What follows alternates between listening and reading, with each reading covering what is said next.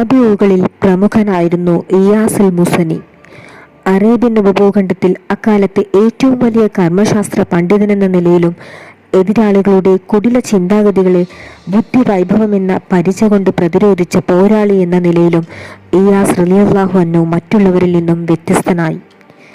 പണ്ഡിത പ്രഭുക്കന്മാർ പോലും ശിഷ്യരായി അനുഗമിച്ച ഇയാസിന്റെ ജീവിതം അത്യധികം മാസ്മരികം തന്നെയായിരുന്നു.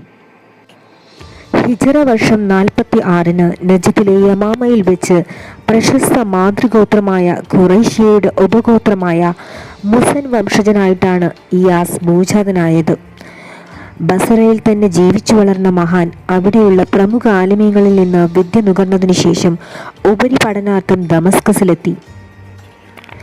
ഉമവി ഭരണകൂടത്തിന്റെ ആസ്ഥാന ഭൂമികയായിരുന്ന ദമസ്കസിൽ ജീവിച്ചിരുന്ന മുതിർന്ന സ്വഹാബാക്കളിൽ നിന്നും മുതിർന്ന താബികളിൽ നിന്നും ശിഷ്യത്വം സ്വീകരിച്ച മഹാൻ തന്റെ മാസ്മരികമായ ബുദ്ധിസാമർഥ്യം കൊണ്ട് വ്യത്യസ്ത ഫന്നുകളിൽ അഗാധ ജ്ഞാനിയാവുകയും കർമ്മശാസ്ത്രത്തിൽ ഉന്നത നിലവാരം കൈവരിക്കുകയും ചെയ്തു. ബാല്യകാലം മുതൽക്കേ മഹാൻ തന്റെ സമപ്രായക്കാരിൽ നിന്ന് ഏറെ വ്യത്യസ്തനായി. അദ്ദേഹത്തിന്റെ വാക്കുകളും ബുദ്ധിസാമർഥ്യവും ജനശ്രദ്ധ പിടിച്ചുപറ്റി. ഇയാസിന്റെ ദിശണയെക്കുറിച്ച് അവർ അതിശക്തിയോടെ വാചാലരായി. ഇയാസ് ചെറുപ്പത്തിലെ മറ്റുള്ളവരെക്കാൾ മികവ് പുലർത്തിയിരുന്നുവെന്നതിലേക്ക് വെളിച്ചം വീശുന്ന ഒന്നാണ് യഹൂദികളുമായി നടന്ന ഒരു സംഭവം. മഹാൻ ഗണിതശാസ്ത്രം അഭ്യസിച്ചിരുന്നത് ഒരു യഹൂദി പണ്ഡിതനിൽ നിന്നായിരുന്നു.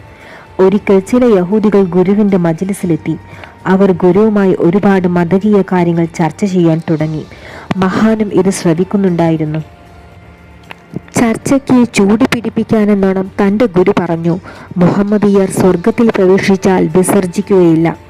ആ അഭിപ്രായത്തെ ശരിവെച്ച് യഹൂദികൾ പൊട്ടിച്ചിരിക്കാൻ തുടങ്ങി. ഇത് കേട്ട മഹാൻ അവരുടെ സമ്മതത്തോടെ തൻ്റെ അഭിപ്രായം പങ്കുവച്ചു. മഹാൻ ചോദിച്ചു, ഇഹലോകത്ത് മനുഷ്യൻ ഭക്ഷിക്കുന്നതെല്ലാം വിസർജ്യമാവാറുണ്ടോ? ഇല്ല എന്നും പകുതി ശരീരത്തിന്റെ പോഷകമായി തീരുന്നുണ്ടെന്നും അവർ സമ്മതിച്ചു. ഇഹലോകത്ത് നാം കഴിക്കുന്നതിൽ പകുതിയും പോഷകമായി തീരുന്നുവെങ്കിൽ സ്വർഗീയ ലോകത്ത് കഴിക്കുന്നത് പൂർണ്ണമായും ശരീരത്തിനുള്ള പോഷകമായി തീർന്നാൽ എന്താണിത്ര അത്ഭുതവും ആശങ്കയുമെന്ന് ഇയാസ് മറുപടി പറഞ്ഞു.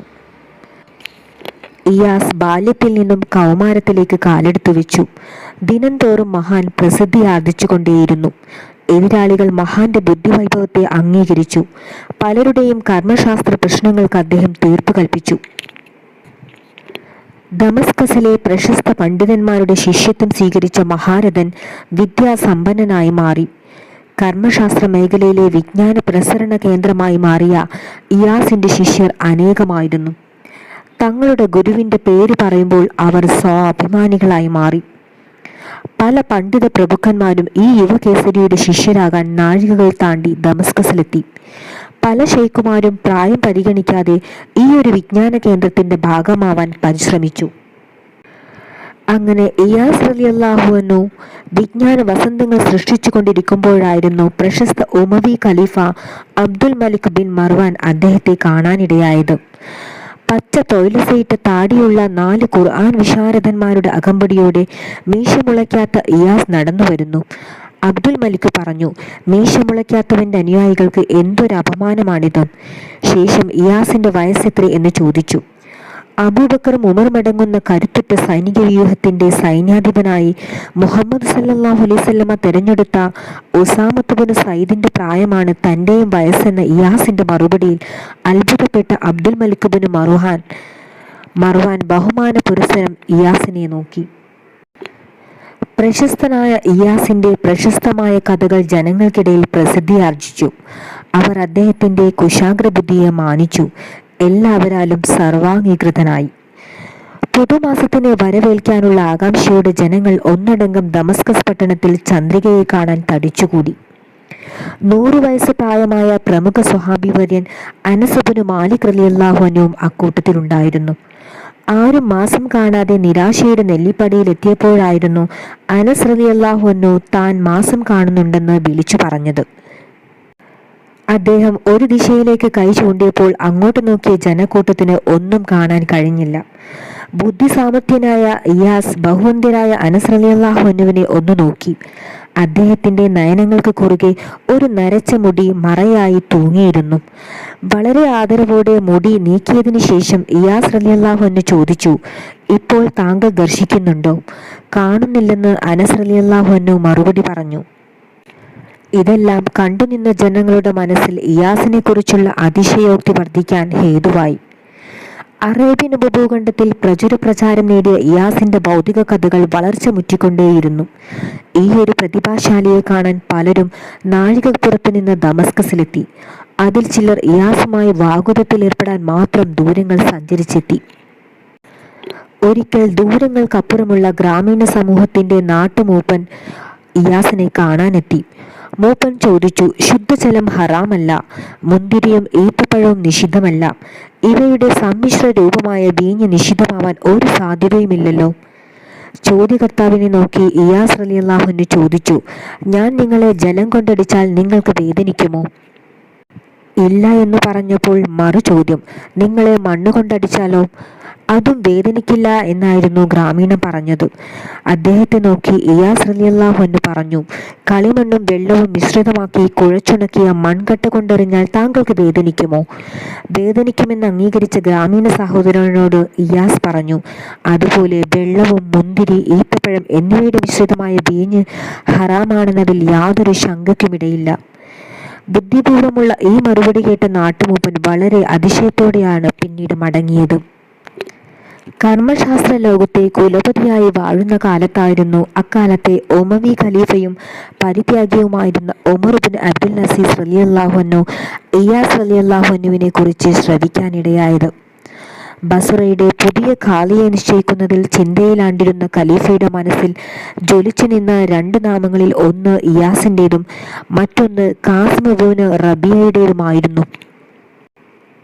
ധാർമ്മികതയിൽ അടിയുറച്ച നിലപാട്, സൂക്ഷ്മജ്ഞാനി, കർമ്മശാസ്ത്ര വിശാരദൻ തുടങ്ങിയ മാനദണ്ഡങ്ങൾ പരിഗണിക്കുമ്പോൾ രണ്ടുപേരും അന്യോന്യം മികച്ചു നിൽക്കുന്നു. ഖലീഫ ഇറാഖിലെ ഗവർണറെ ഈ ദൗത്യമേൽപ്പിച്ചു. ഗവർണർ ഇരുവരെയും വിളിച്ച് അഭിപ്രായം അന്വേഷിച്ചു. ഗവർണറും ആകെ ആശയക്കുഴപ്പത്തിലായി. തന്നെ ഗാസിയാക്കാൻ സാധ്യതയുണ്ടെന്ന് ശങ്കിച്ച ഖാസിം ഗവർണർക്ക് മുമ്പിൽ വെച്ച് അള്ളാഹുവിൻ്റെ മേൽ സത്യം ചെയ്തതിനു ശേഷം ഇയാസ് റളിയല്ലാഹു അൻഹു തന്നേക്കാൾ ഉത്തമനും ഖാലി പദത്തിന് അർഹതയുള്ളവനുമാണെന്ന് പ്രഖ്യാപിച്ചു. തൻ്റെ വാക്കുകൾ വ്യക്തമെങ്കിൽ തന്നെ കാലിയാക്കാമെന്നും സത്യമെങ്കിൽ തന്നെ കാലിയാക്കൽ അക്രമമാണെന്ന് അദ്ദേഹം കൂട്ടിച്ചേർത്തു. ഇത് കണ്ട് ഗവർണർ ഇയാസ് റളിയല്ലാഹു അൻഹുവിൻ്റെ ഇരുകരങ്ങൾ ചേർത്ത് പിടിച്ച് താങ്കളാണ് ബസ്റയുടെ ഖാലി എന്ന് പ്രഖ്യാപിച്ചു. ജനങ്ങളുടെ മനസ്സുകളെ വരിഞ്ഞു മുറുക്കിയിരുന്ന പ്രശ്നങ്ങൾക്ക് പരിഹാരം നിർദ്ദേശിക്കാനും അവരുടെ ആവശ്യങ്ങൾ നിറവേറ്റാനും മഹാൻ സമയം കണ്ടെത്തിയിരുന്നുവെന്ന മഹത്തായ ആശയാവിഷ്കാരമായിരുന്നു മഹാരഥന്റെ ജീവിതം പകർന്നു നൽകിയത്. ബുദ്ധികൗശലക്കാരനായ ഇയാസ് റളിയല്ലാഹു അൻഹുവിൻ്റെ കുശാഗ്രബുദ്ധി ജനസമ്മതിയായിരുന്നു. തൻ്റെ യുക്തിഭദ്രമായ മറുപടിക്ക് മുമ്പിൽ സകലരും പരാജയപ്പെട്ടപ്പോൾ ഒരാളുടെ മുമ്പിൽ മാത്രം ഇയാസ് റളിയല്ലാഹു അൻഹു പരാജയം സമ്മതിച്ചിരുന്നു. ഇയാസ് പറയുന്നു, ഞാൻ തലകുനിച്ചത് ഒരാളുടെ മുമ്പിൽ മാത്രമായിരുന്നു. ഒരു തോട്ടത്തിൻ്റെ വിഷയത്തിൽ സാക്ഷി നിൽക്കാൻ ഒരാൾ എന്നെ സന്ദർശിച്ചു. തോട്ടത്തിലെ ഈത്തപ്പഴം കായ്ക്കുന്ന മരങ്ങൾ എത്രയുണ്ടെന്ന് ഞാൻ അയാളെ സംശയത്തിലാക്കാൻ വേണ്ടി ചോദിച്ചു. അയാൾ പറഞ്ഞു, ഖാലി വിദ്യ ചൊരിഞ്ഞു കൊടുക്കുന്ന ഈ കെട്ടിടത്തിന്റെ മേൽക്കൂരയ്ക്ക് ഉപയോഗിച്ച തടികളുടെ എണ്ണമാണ് ഈത്തപ്പഴ മരങ്ങളുടെയും എണ്ണം. ഞാൻ പറഞ്ഞു, നിങ്ങൾ സത്യസന്ധത പുലർത്തിയിരിക്കുന്നു, ഞാൻ പരാജയം സമ്മതിക്കുന്നു. ബുദ്ധിയുടെ പ്രഭവ കേന്ദ്രമായി ഇയാസ് റളിയല്ലാഹു അൻഹു തൻ്റെ വഫാത്തിന് ശേഷവും പ്രസിദ്ധിയാർജിച്ചു. പ്രശസ്ത കവി അബൂ തമ്മാമിൻ്റെ 2 വരികൾ അറബി സാഹിത്യത്തിൽ നിലനിൽക്കുന്ന കാലത്തോളം ഇയാസിൻ്റെ സ്മരണകളും ജീവിച്ചുകൊണ്ടേയിരിക്കും.